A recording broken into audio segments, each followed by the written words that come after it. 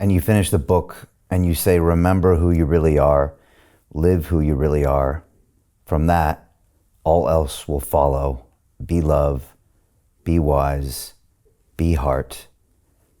And you dedicate the book to your late daughter, Carrie, who left us at the end of last year at the age of 48. And you said, now she is free and ageless, but so missed by all who knew her.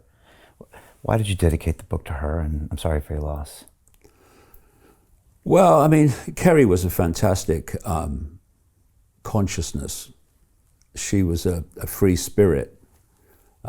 She didn't, I don't think she enjoyed this world too much because from a consciousness point of view, it was incredibly confining to her because she didn't self-identify with it.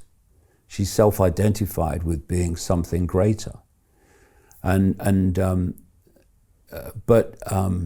she was an amazing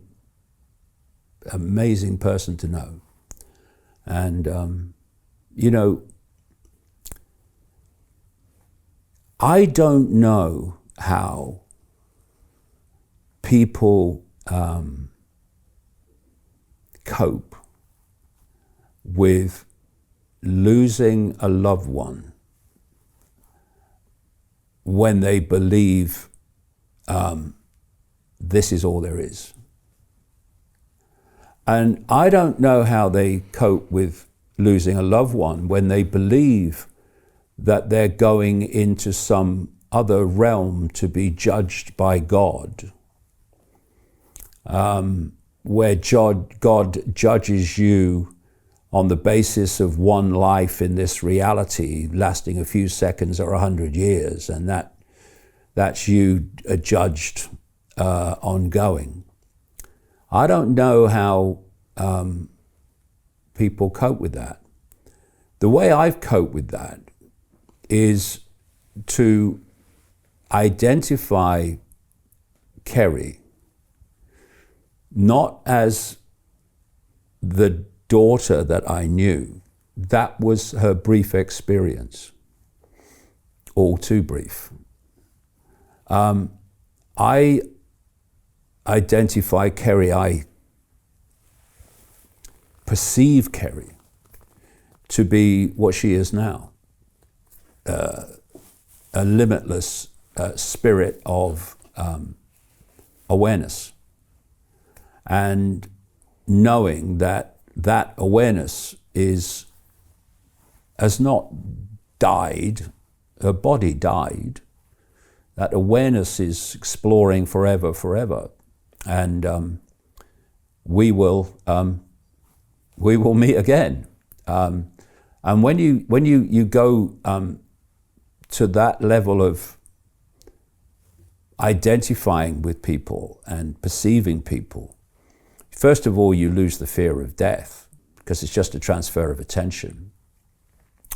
And I tell you what, the bloody elders and the spirit guides are going to have a big problem with me when I get out of here, because I ain't having it. Oh, come up our tunnel to the light. Oh, piss off. And you perceive others, those that have gone before you, in terms of this eternal spirit, then it's so much easier to live with it, because in a way you feel, I would say, pleased for them. But you know, when consciousness leaves the body, it's left this incredibly dense and challenging environment.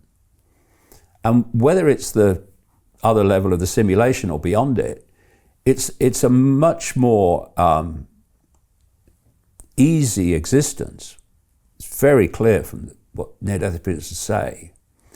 So, in a way, if you reverse perception, why would you be sad that they've left this challenge and gone to a place that's so much more in tune with who they are? And a lot of because we don't understand what death is, We don't understand what life is so often. The grief of the loss is all personal grief. Completely understandable, because you don't want that person to leave, you want them to still be here. But from the greater picture, they are still here. They're eternal, just like you are.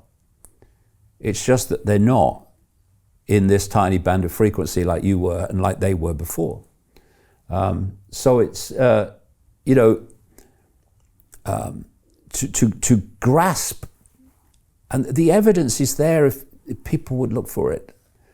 The nature of who we are, where we are, and what we are is to take away so much of this loose creating fear and anxiety. Because, we're in a place of great challenge at the moment, yeah. But we are all that is, has been, and ever can be, having a brief human experience, right? Yeah. That's as bad as it gets. As bad as it seems in this insane asylum. The book is called The Reveal, and David, is probably going to take me a couple of years to digest this, just like all your stuff. I get it usually 3 or 4 years later, so it's going to take some more time.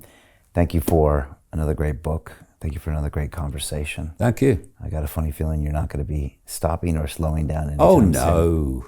I won't give them the satisfaction. No. I'm here for the long haul, 72, I'm just starting. Yeah, exactly. Well, we're going to need you, especially these next 5-10 years. So please continue putting out the work, continue coming back and reminding us of all these kind of truths that you've been talking about for 35 years. Yeah, well, I don't know any other way, Brian, you know what I mean? I mean, one of the hardest things for me to grasp or to understand is the people that I've met over this last 35 years who've come into this arena, been flavor of the month for 5 minutes or whatever, and then disappeared. And I'm thinking, you can't know even any level of this and what's planned. You can't know that and walk away. What are you doing? I couldn't do it. I mean, you imagine, I'm going to retire now to me garden. Not a chance, man. I think there's a lot of people not happy about hearing that. And the beautiful thing is we are seeing more people wake up. And like you said, when you meet people in person, maybe you're surprised sometimes with how much their awareness has grown. Oh, yeah. I mean, it's very clear that awakening people, true, and no one's awake. I'm not awake, you're not awake, no one's awake. How can you be in the environment we're in? We're awakening to more and more knowledge. But it's very clear that people who are awakening, properly awakening, not politically awakening, spiritually awakening, self-identity awakening, are massively ahead of your Carlsons and your Rogans and all these other people. Hey, I know investing in crypto is scary. It takes a real leap of faith because there are so many scams, rug pulls, and bad actors out there. It's a dangerous business, which is why 95% of people lose all their money. Well, that's why I created the London Real Investment Club, so you can access the hottest deals on the planet and use the crypto bull market to create the generational wealth that you deserve. Join my team of over 100 people from around the world that are making millions of dollars behind the scenes investing in blockchain, AI, Web3 games, DeFi, Bitcoin, and more. Don't miss out. Click the link below to book a call with one of my team now. But hurry, this bull market will end soon. I know investing crypto can be scary. That's why you gotta join the investment club. Pull the trigger. Let's do this.